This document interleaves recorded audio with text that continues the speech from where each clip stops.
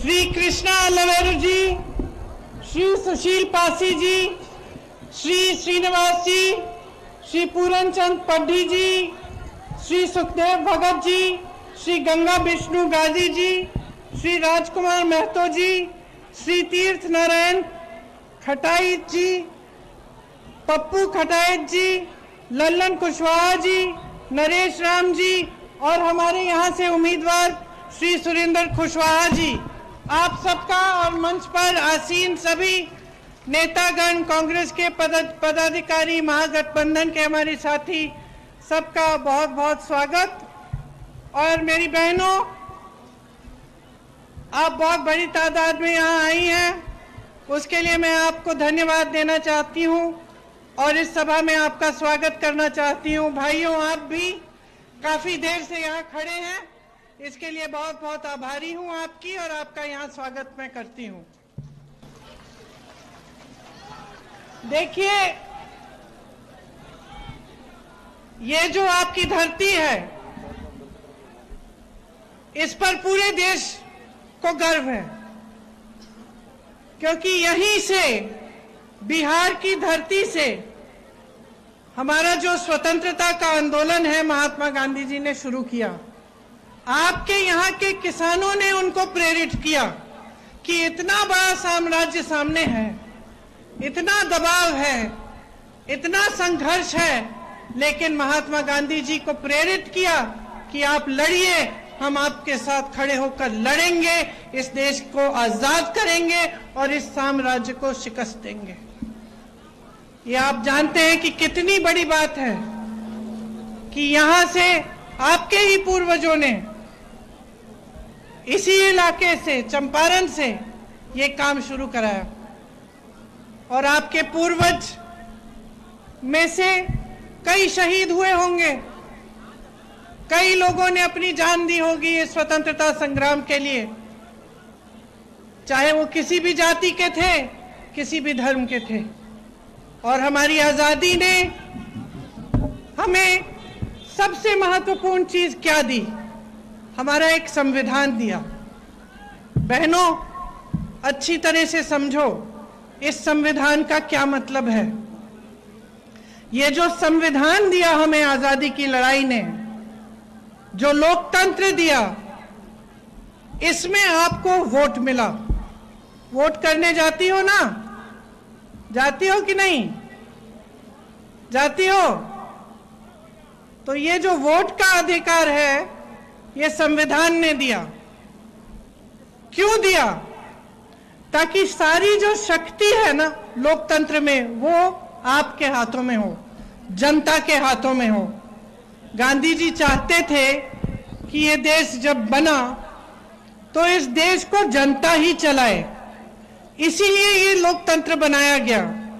इसीलिए जितने भी अधिकार आपको मिलते हैं वो संविधान के तहत मिलते हैं। आप वोट डालते हो, आपको नागरिक माना जाता है और जितनी भी सरकारी स्कीम है, जो सरकार पैसे भेजती है, जो सरकार राशन भेजती है, जो रोजगार मनरेगा में मिलता है, ये सब इसीलिए मिलता है।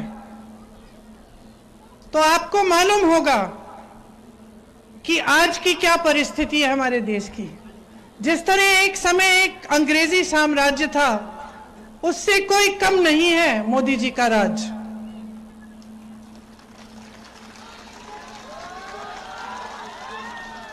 और मैं क्यों कह रही हूं ये बात? क्योंकि सबसे पहला काम इन्होंने क्या किया? जनता को कमजोर करने का काम किया, आपके हाथों को कमजोर करने का काम किया। 65 लाख वोट उन्होंने इस बार काटे हैं आपके। इसका मतलब है कि बिहार में 65 लाख लोग वोट नहीं दे पाएंगे, उसमें खास तौर से महिलाएं भी हैं। और इसलिए ये काम किया है ताकि वो वोट की चोरी द्वारा बार बार अपनी सरकार लेते आए। अब 20 सालों से इनकी सरकार चली है। आप सब मेरे सामने खड़े हो, मेरे बताने का फायदा नहीं, आप अपने जीवन के अनुभव को अच्छी तरह जानते हो कि नहीं? अब इतने सारे नौजवान हैं यहाँ, हाथ उठाओ, किसको रोजगार मिला है सरकार से? किसी को मिला है? नहीं मिला है। यहां से पलायन करके जाते हो, बाहर मिलता है ना रोजगार, अपने परिवारों को छोड़ के जाते हो। मैंने देखा है दिल्ली में आपके क्षेत्र के लोग पूरा परिवार यहां गांव में छोड़ के जाते हैं, महीने हो जाते हैं, बच्चों को नहीं देखते, माँ बाप को नहीं देखते, अपनी बीवियां को नहीं मिलते, महीने हो जाते हैं। किसी बाहर बड़े शहर में जाते हैं, कोई छोटी मोटी नौकरी मिल जाती है, मजदूरी मिल जाती है, 5-6 लोग, 8-10 लोग एक एक कमरे में अपनी रोजी रोटी कमाने के लिए, ताकि यहां गांव में कुछ पैसा भेज पाएं, ताकि अपने बच्चों की परवरिश हो पाए। बड़े शहरों में कोई अपना नहीं होता, अपने आप खुद अकेले लड़ना पड़ता है, अपनी जगह के लिए, अपने रोजगार के लिए, अपनी रोजी रोटी के लिए। आज गरीब से गरीब परिवार अपने बच्चे को पढ़ाना चाहता है। कोई ऐसा परिवार नहीं है, कोई ऐसी महिला नहीं है जो ये नहीं चाहती कि मेरे बच्चे पढ़ेंगे और शिक्षित होंगे, है कि नहीं।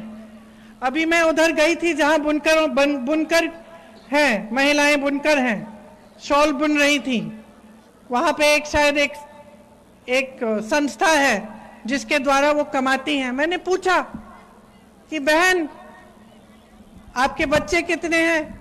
बताया कि मेरे 3 बच्चे हैं। दूसरी बहन ने बताया कि मेरे 4-5 बच्चे हैं। तो मैंने पूछा क्या बच्चों को पढ़ाती हो? तो बोला हाँ। मैंने कहा कैसे? पति क्या करता है? पति खेती करता है।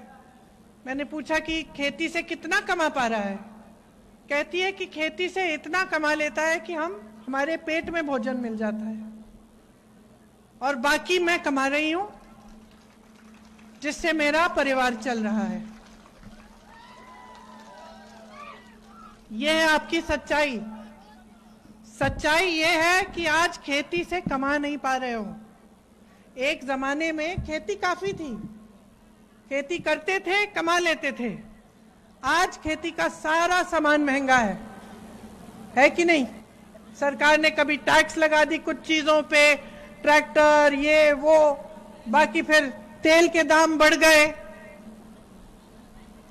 खेती जो उपज है तुम्हारी उसका सही दाम नहीं मिलता, जो न्यूनतम समर्थन मूल्य सरकार को देना चाहिए वो नहीं मिलता, खाद नहीं मिलती समय पे, तो कैसे कमाओगे? तो खेती से कमा नहीं रहे हो। ये लोग सुबह से शाम तक भाजपा के नेता जवाहरलाल नेहरू को गाली देते रहते हैं, कहते रहते हैं कि जो भी इस देश में खराब है वो पंडित जवाहरलाल नेहरू ने ही किया। आज अमेरिका में एक अमेरिकन शख्स ने चुनाव जीता, बड़ी शहर है न्यूयॉर्क, वहां उन्होंने जवाहरलाल नेहरू की बात की, और यहां जवाहरलाल नेहरू के देश में हम रोज रोज भाजपा के नेता उनका अपमान करते हैं। सोचिए, और ये भी सोचिए कि ये जितनी भी उद्योग हैं जो बिहार में लगे, जितनी भी बड़े बड़े उद्योग हैं, जितने भी कारखाने लगे जिससे लोगों को सरकारी नौकरी मिलती थी, उसका क्या किया इन लोगों ने? आपको याद होगा, आपके माता पिता को याद होगा कि एक समय में जो सरकारी रोजगार होता था, सरकारी नौकरी होती थी, उसके लिए लोग तड़पते थे कि किसी ना किसी तरह हमें सरकारी कारखाने में लगवा दो, हमारी जिंदगी बन जाएगी, अच्छा वेतन मिलेगा, पेंशन मिलेगा, जिंदगी भर हमें चिंता नहीं करनी पड़ेगी, समय समय पे छुट्टियां भी मिलेंगी। इन्होंने क्या किया? मोदी जी ने क्या किया? सारे बड़े बड़े कारखाने, इस देश के हवाई अड्डे, इस देश के बंदरगाह, इस देश की फैक्ट्रियां अपने 2 बड़े बड़े मित्र जो बड़े सेठ हैं उनको दे दी, उनको सौंप दी। आप आज अगर सरकारी नौकरी ढूंढने के लिए जाएंगे तो आपको क्या मिलेगा कि सरकारी कारखानों में भी ठेकेदारी चल रही है, लैटरल एंट्रियां हो रही हैं। इसका मतलब है कि जो देश की संपत्ति थी, जिससे आपको रोजगार मिलता था, आपको नौकरी मिलती थी, वो भी खत्म हो गई। अब यहाँ छोटे छोटे व्यापारी होंगे, कोई दुकानदार है, कोई अपना छोटा सा व्यापार शुरू करना चाहता है, जैसे ये है, जैसे ये जो शॉल बुनने का व्यापार है, इनके लिए कितनी मुश्किल कर दी है, ये भी नहीं कमा पा रहे हैं। तो अगर आप एक अच्छी तरह से देखें और समझें तो इन 20 सालों में इस सरकार ने क्या किया है। मेरी बहनें, कितनी महंगाई है। आप आज दुकान जाती हो, छठ का त्योहार है, दिवाली का त्योहार है, कुछ खरीद पाती हो? आधी चीजें छोड़ के आ जाती होगी क्योंकि खरीद नहीं पाती हो। महंगी हो गई है हर चीज, सब्जी महंगी, दाल महंगी, सब कुछ महंगा। तो त्योहार आता है तो डर लगता है कि मेहमान आएंगे, खिलाएंगे क्या, है कि नहीं? घबराहट होती है। बच्चा बीमार पड़ता है तो घबराहट होती है कि इलाज कैसे करेंगे, प्राइवेट में ले जाना पड़ेगा, पैसे लगेंगे खूब सारे। बेटी की शिक्षा करानी है, बेटे की शिक्षा करानी है। अगर बेटा बड़ा है तो नौकरी के लिए जो पेपर है उसके लिए फीस जमा करनी है, ट्यूशन लगवाना है, लोन लेना पड़ता है, लोन लेते हैं ब्याज देना पड़ता है। कैसे गुजारा कर रहे हो? मेरा सवाल यह है कि कैसे गुजारा कर रहे हो?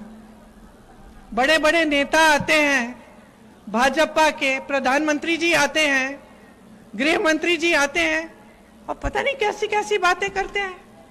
मैं कल देख रही थी, प्रधानमंत्री जी भाषण दे रहे हैं और उनकी चिंता क्या है? अरे देश के प्रधानमंत्री हैं, उनकी चिंता ये होनी चाहिए कि आपके पेट में भोजन कैसे जाएगा, कि आपको रोजगार कहां से देंगे, कि आपके बच्चे शिक्षित कैसे होंगे, कि अपराध कैसे घटाया जाएगा, कि भ्रष्टाचार कैसे कम करेंगे। और प्रधानमंत्री मोदी जी क्या कह रहे हैं मंच पे खड़े होकर कि कांग्रेस पार्टी के पोस्टरों को देखिए, उसमें तेजस्वी जी का चित्र नहीं है। ये चिंता है आपकी? आपकी ये चिंता है कि दूसरी पार्टी के पोस्टर में कौन है कौन नहीं है? कमाल है, ताज्जुब की बात है। आप खुद मंच पे तो अकेले खड़े हैं, नीतीश जी आपके साथ नहीं आते मंच पे। नीतीश जी की कोई सुनवाई ही नहीं है, बेचारे पटना में बैठे हैं, सरकार उनकी दिल्ली से चल रही है। जो बड़े बड़े निर्णय बिहार के लिए कर रहे हैं वो मोदी जी कर रहे हैं। और क्या निर्णय कर रहे हैं? ये निर्णय कर रहे हैं कि बिहार की जमीन 1 रुपए के दाम में अडानी जी को दी जाए। तो भाइयों और बहनों, आज आपकी परिस्थिति ठीक नहीं है। आपको कोई जरूरत नहीं है कि मेरे जैसा कोई दिल्ली से नेता आपको ये बात बताए। आप जान रहे हो, सुबह उठती हो बहन, काम करने के लिए जाती हो, है कि नहीं? कुछ ज्यादा कमा नहीं पाती, घर आती हो, घर में जो कुछ है, जो भी है, उसी से खाना बना के पका के अपने बच्चों को खिलाती हो, अपने पति को खिलाती हो, अगर परिवार में बुजुर्ग हैं उनको खिलाती हो, खुद आखिर में खाती हो अगर कुछ बचता है, कभी कभी खाली पेट सो जाती हो। कोई तुम्हारी सहायता नहीं करता, कोई तुम्हारी सुनवाई नहीं करता, कोई आकर हाथ नहीं पकड़ता कि चलो हम मदद करेंगे। मुझे समझाने की जरूरत नहीं है, तुम जानती हो, अच्छी तरह जानती हो। और जब चुनाव के पहले वही 20 साल पुरानी सरकार चुनाव के 1 हफ्ते पहले तुम्हें 10,000 रुपए तुम्हारे खाते में भेजती है, अपने मन में करती होगी कि 20 सालों से क्यों नहीं भेजा। तो ये सवाल करती होगी कि मैं तो 20 सालों से भूखी हूं, मैं तो 20 सालों से संघर्ष कर रही हूं, मेरा संघर्ष तुम पहचान नहीं रहे हो। आज चुनाव आ रहा है तो मुझे पैसे भेज रहे हो ताकि मेरा वोट मिल जाए। पूछती होगी। बहनों, हम बहुत समझदार होते हैं, इन पुरुषों से ज्यादा समझदार होते हैं हम। ये इन चक्करों में पड़ सकते हैं, हम नहीं पड़ेंगे।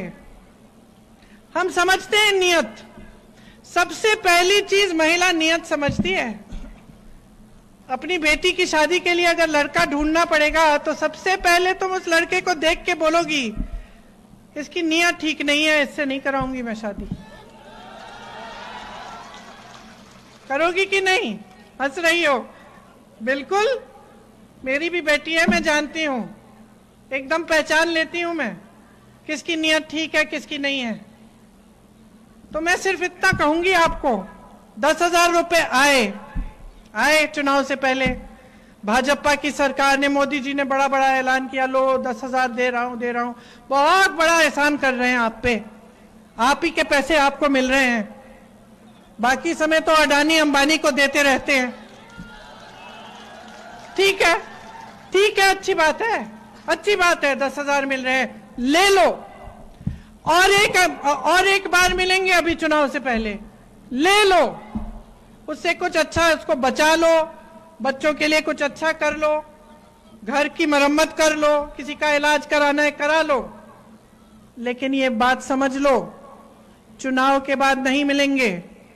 ये सब सिर्फ चुनाव के लिए है। नियत समझ लो। जिसने इस देश की जमीन बड़े बड़े सेठों को दी, जिसने इस देश के कारखाने बड़े बड़े सेठों को दिए, जिसने इस देश की संपत्ति बड़े बड़े सेठों को दिए, जिसने इस देश के में बड़े बड़े सेठों को लाखों करोड़ रुपए के लोन माफ कर दिए, लेकिन इस देश के किसान का 1 रुपया माफ नहीं किया, उसकी नियत को समझो। उसकी नियत सही नहीं है।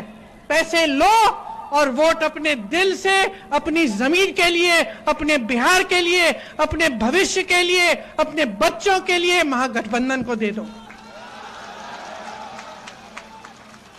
और सिर्फ मेरे कहने से नहीं, अपनी समझ से ये देखो भाइयों, 20 सालों से क्या हो रहा है यहां बिहार में।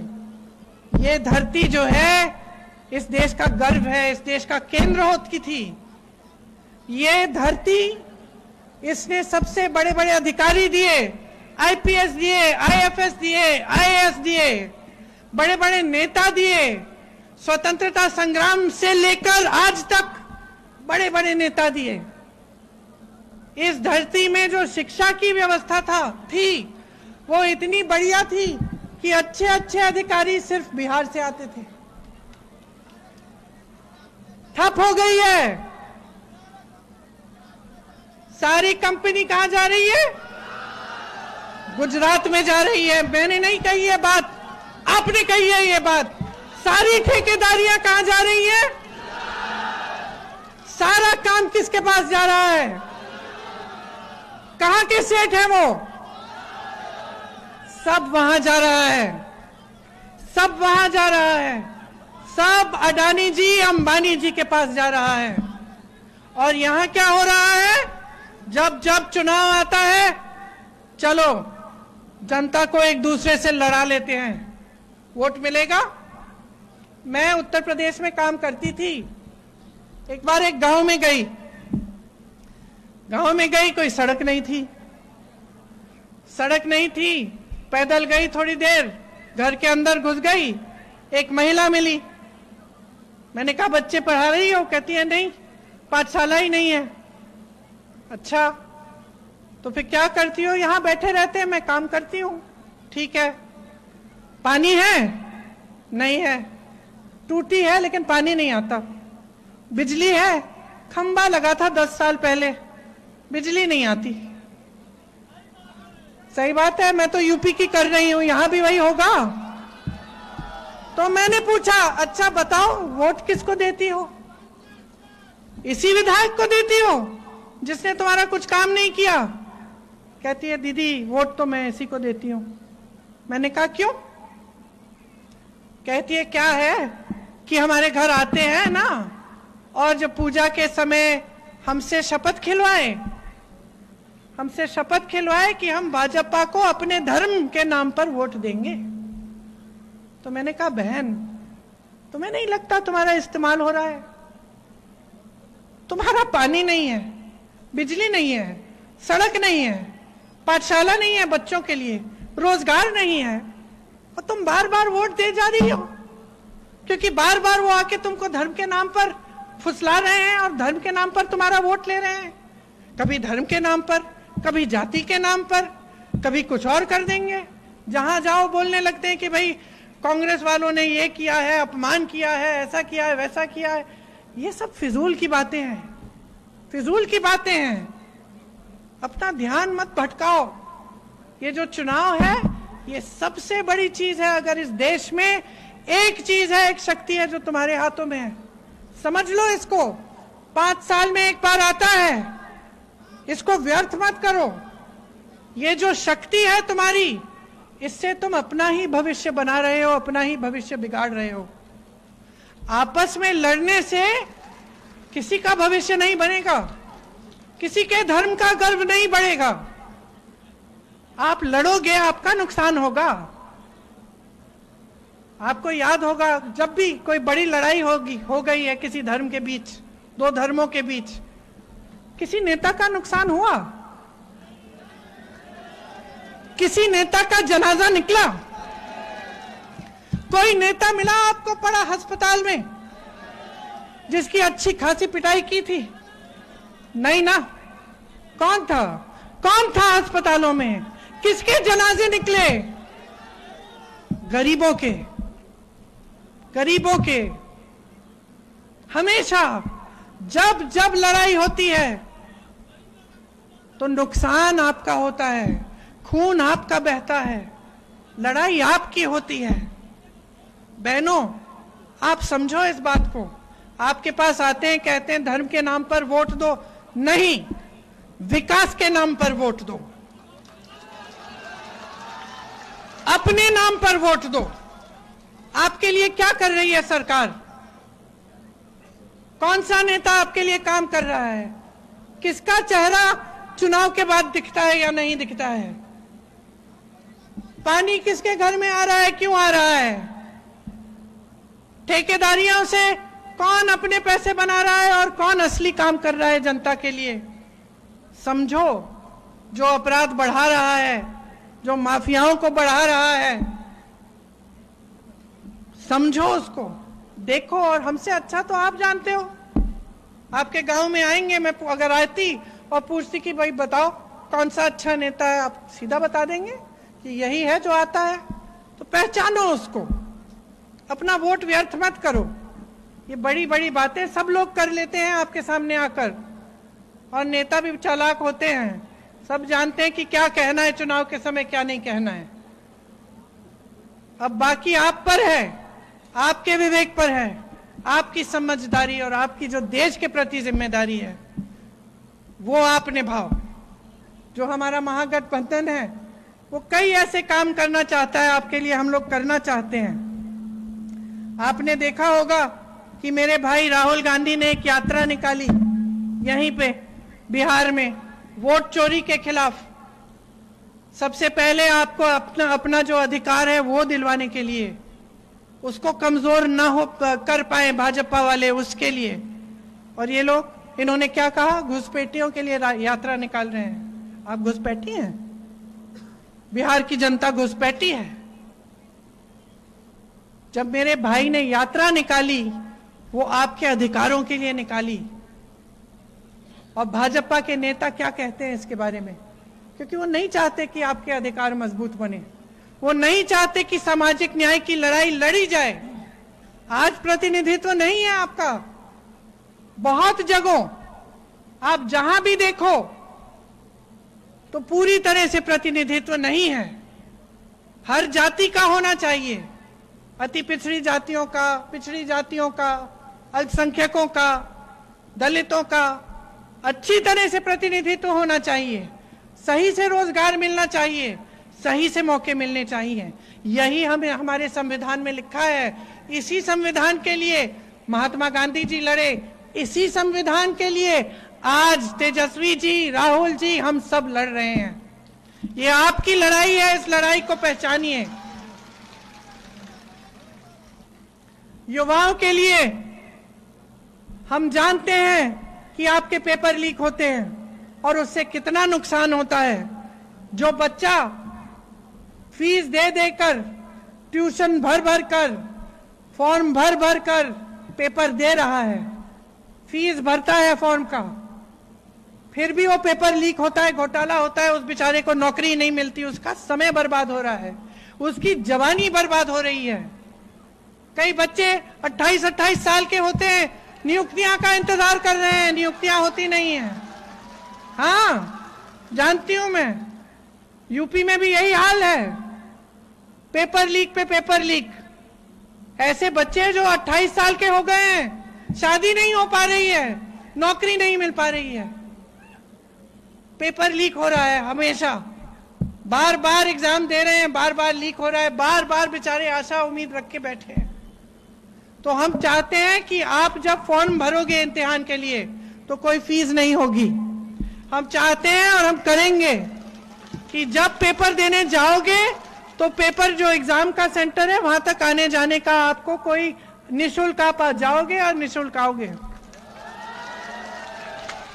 हम अगर पेपर लीक होगा तो सख्त से सख्त कार्रवाई करेंगे और एक जॉब का कैलेंडर बनेगा जिसमें जिस दिन आपका पेपर है उसका डेट, जिस दिन आपका रिजल्ट आएगा उसका डेट, जिस दिन आपकी नियुक्तियां होंगी उसका डेट, सब पहले से हम तय करेंगे।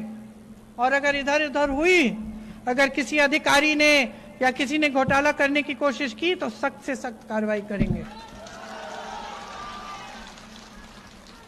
हम चाहते हैं कि ये जितने भी नौजवान हैं यहाँ जो गरीब परिवार के हैं, कोई अपना छोटा सा बिजनेस शुरू करना चाहता हो तो छोटा सा अपना व्यापार यहीं पे पलायन करने के बजाय तो उसको 2 लाख रुपए सरकार देगी कि लो अपना बिजनेस शुरू करो।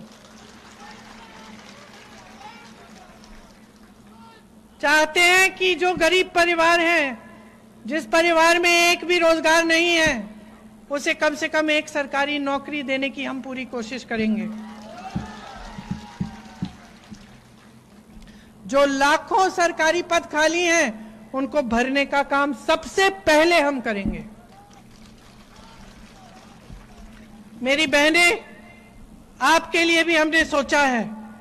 आज जो सिलेंडर आप इतना महंगा खरीद रहे हो, इसको हम 500 रुपए का करेंगे। और हमने जहां जहां कांग्रेस की सरकारें हैं, हमने ये काम किया है। सिलेंडर का दाम हमने घटाया है।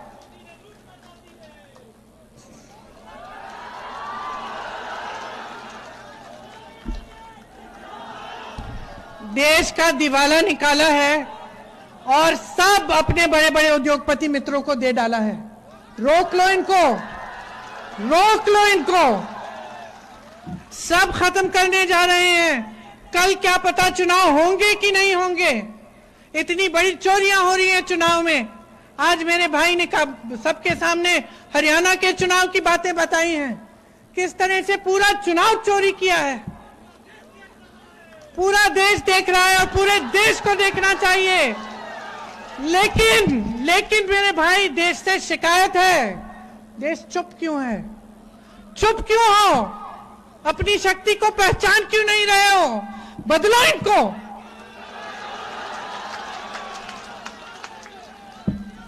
खदेड़ दो इनकी सरकार को, एक नई सरकार बनाओ जो मेरी बहनें आपके लिए हर महीने 2500 रुपए आपके खाते में डालेगी, जो हर गरीब परिवार को एक मकान या 3 से 5 डिसमिल जमीन देगी और वो जमीन मेरी बहनों आपके नाम होगी। एक ऐसी सरकार लाओ जो आपकी बच्चियों को पढ़ाएगी, लिखाएगी और रोजगार देगी, ताकि सिर्फ बेटा नहीं, बेटी भी गर्व से अपने परिवार के लिए पैसे कमाएगी। मेरी बहनें, ऐसी सरकार लाओ जो कांग्रेस में राजस्थान की सरकार थी, जिसमें 25 लाख रुपए का इलाज आपको मुफ्त मिलेगा। कांग्रेस की जो राजस्थान की सरकार थी, उसमें कैंसर के पेशेंट, हार्ट के पेशेंट, लिवर के पेशेंट, सबका इलाज मुफ्त हो रहा था। मैं मिली थी ऐसे लोगों से, रोकर मुझे धन्यवाद देते थे कि आपकी सरकार, कांग्रेस की सरकार ने हमारा पूरा इलाज कराया, हमें एक पैसा नहीं देना पड़ा। एक महिला ने मुझसे कहा कि बहन ऐसा पूरे देश में लागू करो, पूरे देश में लागू करो, क्योंकि इलाज इतना महंगा होता है, कमर टूट जाती है, दिल टूट जाता है, परिवार उजड़ जाता है इलाज कराते कराते जब बड़ी बीमारी होती है। तो हम चाहते हैं कि यही बिहार में लागू हो कि 25 लाख रुपए तक आपको मुफ्त इलाज मिले। ये सब सरकारी कर्मचारी यहां खड़े हैं, सरकारी अधिकारी हैं। इस 20 साल की सरकार ने क्या किया है आपके लिए? क्या किया है? आप अपने पुराने पेंशन के लिए रो रहे हैं। पुराने पेंशन मांग मांग कर आप दुखी हो गए हैं। कोई भी अधिकारी हो उससे पूछ लो सबसे बड़ी मांग क्या है। कोई सुनवाई नहीं है, कोई सुनवाई नहीं। आपके पेंशन के पैसे भी मार्केट में जाएंगे, बड़े बड़े उद्योगपतियों के कंपनी में डल रहे हैं। अगर हमारी सरकार आएगी बिहार में, आपको पुराना पेंशन मिलेगा और दिव्यांग पेंशन 3,000 रुपए का होगा। विधवा पेंशन 1,500 रुपए का, और उसमें हर साल 200 रुपए हम बढ़ाएंगे। इसके अलावा 200 यूनिट बिजली मुफ्त की दिलवाएंगे। मनरेगा में प्रतिदिन आपको 300 रुपए दिए जाएंगे और जो काम के दिन है उनको दुगना किया जाएगा। ये सब काम हम आपके लिए करना चाहते हैं। हम आपके लिए लड़ रहे हैं क्योंकि हम समझते हैं कि इस देश की संपत्ति आपकी संपत्ति है। आपके पूर्वजों की तरह हमारे पूर्वज भी लड़े आजादी के लिए, शहीद हुए इस देश के लिए। इस मिट्टी में खून है, आपका भी है, हमारा भी है। और जो मंचों पर खड़े होकर उस खून को या उस शहादत को परिवारवाद कहते हैं, वो उस शहादत को समझ नहीं पाएंगे, समझ नहीं सकते। ये परिवारवाद नहीं है, ये धर्म है हमारा आपके प्रति, ये धर्म है हमारा इस देश के प्रति, ये धर्म है हमारा इस मिट्टी के प्रति जिसके अंदर हमारे पूर्वजों का खून है। और ये कुछ भी कहें, ये कुछ भी करें, हम रुकेंगे नहीं। हम आपके लिए लड़ते रहेंगे जब तक आपके अधिकार फिर से मजबूत ना हो, जब तक आपका वोट मजबूत ना हो, जब तक इस देश में लोकतंत्र ठीक ढंग से वापस शक्ति के साथ ना आए, जब तक ये वोट चोरी खत्म ना हो, जब तक ये इनकी जो नई प्रथा है कि सब कुछ देश की संपत्ति बड़े बड़े उद्योगपतियों को दी जा रही है, ये खत्म ना हो, जब तक आपके हवाई अड्डे मुफ्त में इनको दिए नहीं जाएं, जब तक आपकी बंदरगाह, आपकी सड़कों के ठेके ये सब छीन न लें आपसे, तब तक, जब तक ये सब बंद नहीं होगा, तब तक हम रुकेंगे नहीं। तब तक हम आपके लिए लड़ते रहेंगे, तब तक हम इस देश के लिए लड़ेंगे और आपको लड़के दिखाएंगे। तो चुनाव आ रहा है, अब मेरी बातों को भूलना नहीं है बहनों। मेरी वो 10,000 रुपए वाली बात मत भूलना, बहुत जरूरी बात है।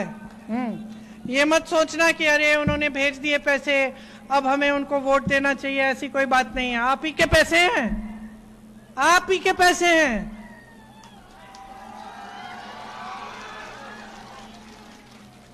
आप वोट अपने मन से दो, जो ठीक काम कर रहा है आपके लिए उसको दो, जो इस देश को बनाएगा उसको दो।